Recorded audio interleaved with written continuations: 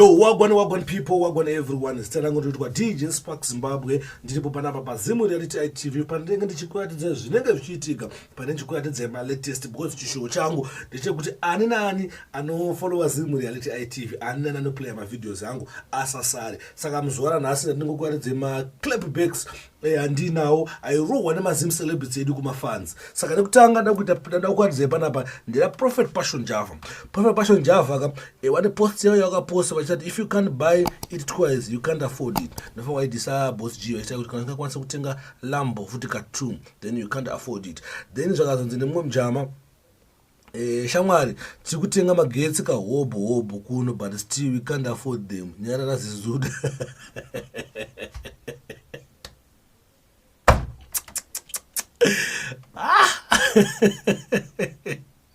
Whatever zvine zvichiitika boys vakazira Prophet Passion Java jamani madi kuenda nezvichemo zvenyu kuna idiyo rochamisa pakaipa saka ndoclapback yekutanga yandinaye muzvara nhasi ndeya Prophet Passion Java narasta avo watika ndine pane yechi2 tione yechi2 ndeyani yechi2 right ndeya comic pastor ndaitora pa Zim Celebs big up yourself Zim Celebs makaipa nyaya ndatora pana ndikudewo comic pastor akanditi wanga posta nyaya dzavo dzeku Nigeria iziya but let's pray for Nigeria chichichichi and ndeuyu mvesi akanzi we and tibvirepo you can't even pray for your own country Nigeria ndoya ungazokwanise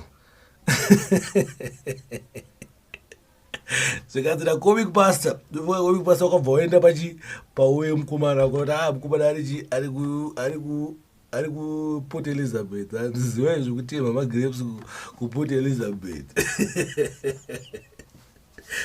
Ndinodakira zvako maZimbabwe anotidakira right getete panext ndaitora pa Zim Celeb big up yourself Zim Celeb makaipa futi right yakamira so ndikila tin hanzi uyo musoro bhangu uyo coming out soon vanganamirira ngoma iyo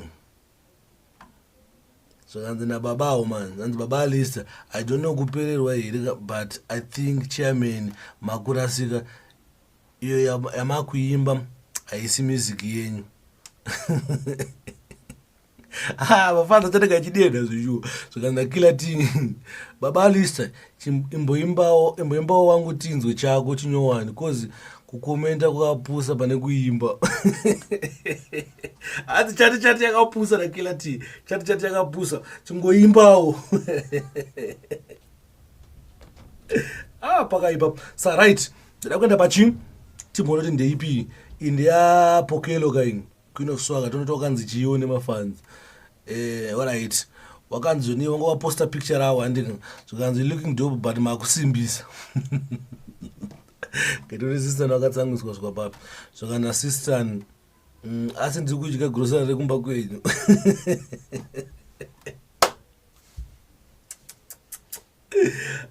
Zim Celebs mazvara akatsamwa mazvara asitobada zvekusaizwa right uyu kwa indaitwa kuti pa Punchstar big up yourself Punchstar zvakanzi Freeman right uyu musikana amene zvakakomenda kuna Freeman ndifuka akakomenda zvisiri boys zvakanzi na Freeman ndiwo hako kudaro une face yakawezwa kunge akanzveya shibinzveya vakanzveya kunge ndewe yatsikwa negambudzi yaHeadboy kumakura tivyatsozume face kunzi yakatsveyama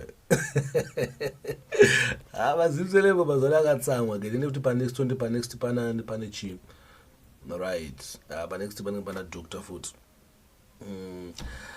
zvikanzi ana Freeman nyarara yamunaka yes iyi ndofunga iyi ndo post yange yakapostwa na Freeman. I remember this post yange yakapostwa na Freeman chaya kuti enzo aishawo wakuti kuadzisa because vazenge nenyesongo yekuti kana uri njo ndasiya something ndatozosira munhu ka 10 years kangu alenda tosafiyo maiziya uyu anonzi Ethan amoti ana kunzwisisa zaita vana doctor yekana kuti akabva ti ana Freeman nyararai hamuna mari munodzi kutenga hembe chete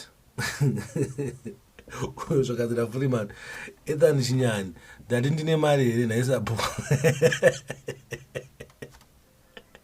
Adatine mare ndaisabhuku inga mukunzwa ndikutochema 10 years yangu wani kana musina nyaya ende muchimbuza sekuru tosoya takupindurai zvinokwana mukadzima tumasongo twese twakanzi Freeman mukajiteuke changu